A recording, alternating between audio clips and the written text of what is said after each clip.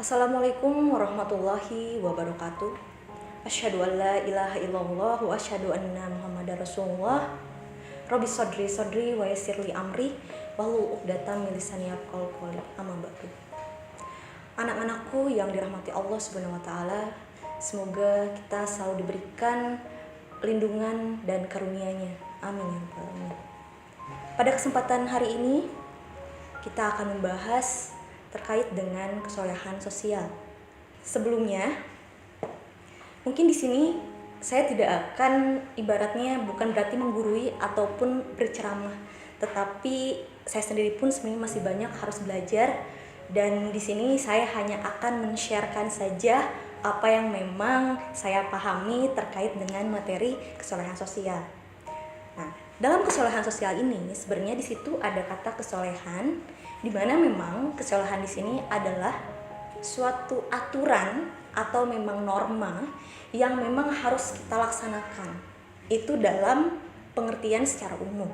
Sedangkan kalau misalnya memang dikaitkan dengan agama kita, agama Islam, maka memang kesolehan ini ada kaitannya dengan bagaimana cara kita untuk bisa melaksanakan segala perintahnya dan menjauhi larangannya.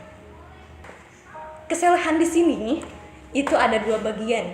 Yang pertama, kesolehan ritual dan kesolehan sosial, di mana kesolehan ritual itu sendiri itu memang berkaitan langsung dengan Allah Subhanahu wa taala.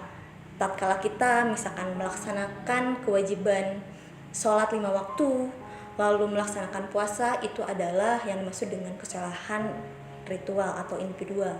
Sedangkan kesalahan sosial itu sendiri itu berkaitan dengan bagaimana cara kita untuk bisa memberikan suatu kebermanfaatan bagi orang banyak. Tentu saja bahwa itu adalah suatu hal yang ingin kita peroleh. Kebermanfaatan itu adalah suatu hal, tujuan kita dalam hidup ini. Akan tetapi untuk mencapai itu semua, tentu saja ada step by step atau proses. Mungkin kita tidak bisa kalau misalkan langsung melakukan suatu hal yang besar. Alangkah baiknya kita daily, bagaimana cara kita untuk bisa memberikan kebermanfaatan, bagaimana cara kita untuk bisa melakukan suatu hal baik terhadap orang lain. Misalkan, jangan jauh-jauh dulu pada orang tua. Bagaimana cara kita bertutur sapa, bagaimana cara kita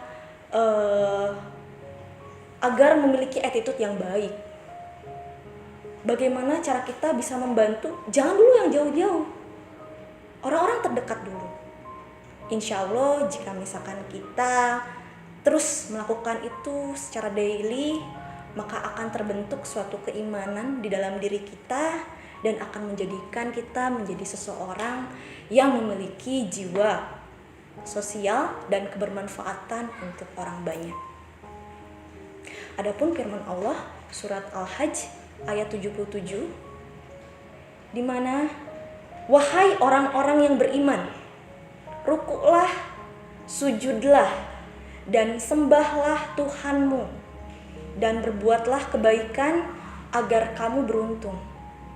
Di sana ada kata-kata rukuklah kamu, sujudlah kamu, sembahlah kamu, yang memang itu berkaitan langsung dengan kesolehan ritual. Sedangkan di sini ada juga berbuat kebaikan, tatkala memang itu berkaitan dengan kesolehan sosial. Kenapa ini dalam satu ayat? Karena ada suatu kisah di mana seorang sahabat Nabi bertanya kepada Nabi, "Ya Rasulullah, ada si fulan yang memang dia memiliki kesolehan yang sangat luar biasa. Dia tidak pernah tidak melakukan sholat 5 waktu, dia selalu berpuasa, dia selalu melaksanakan hal-hal baik. Tetapi ada tetapinya. Apa? Tatkala si fulan itu berkata kurang baik atau tidak baik sehingga bisa menyebabkan tetangganya sakit hati. Sehingga Rasulullah SAW, maka si fulan itu akan dimasukkan ke dalam neraka."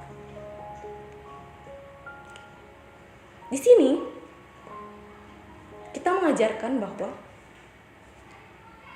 kesolehan ini harus seimbang. Tatkala kita melakukan hal-hal baik yang berkaitan langsung dengan Allah Subhanahu wa taala, dari hal itu pun kita harus mengingat bahwa bukan hanya itu yang harus kita lakukan.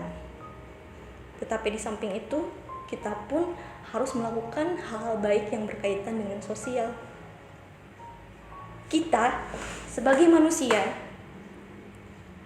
kita harus banyak bersyukur atas semua hal yang kita dapatkan.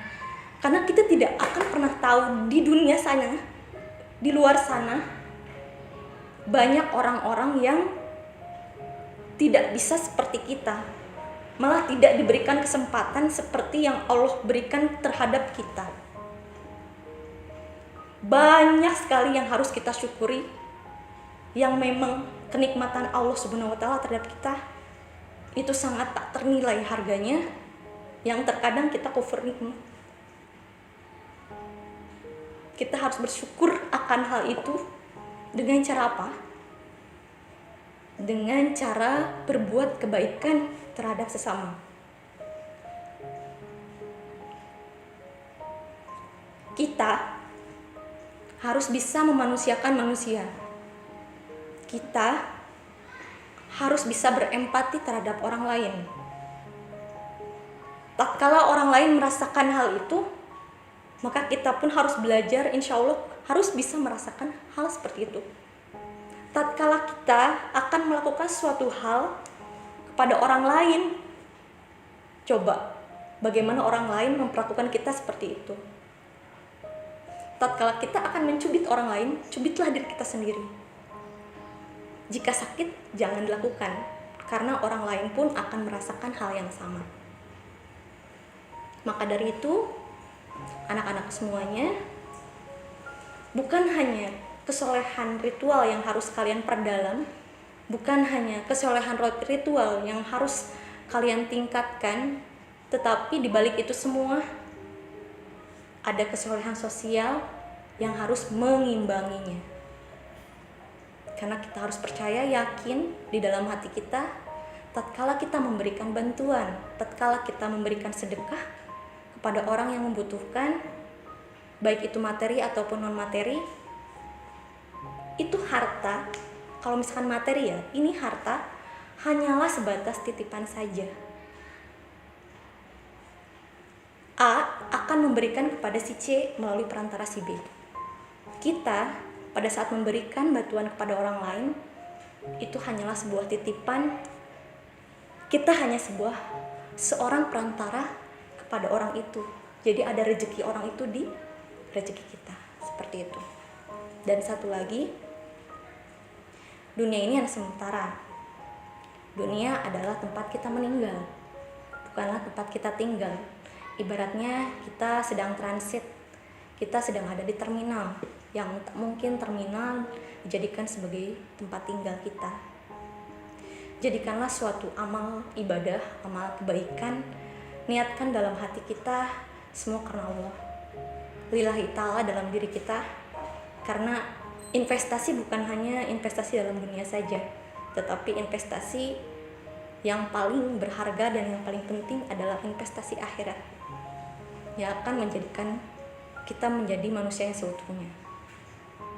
Karena tempat yang akan kita tuju adalah kelak di sana.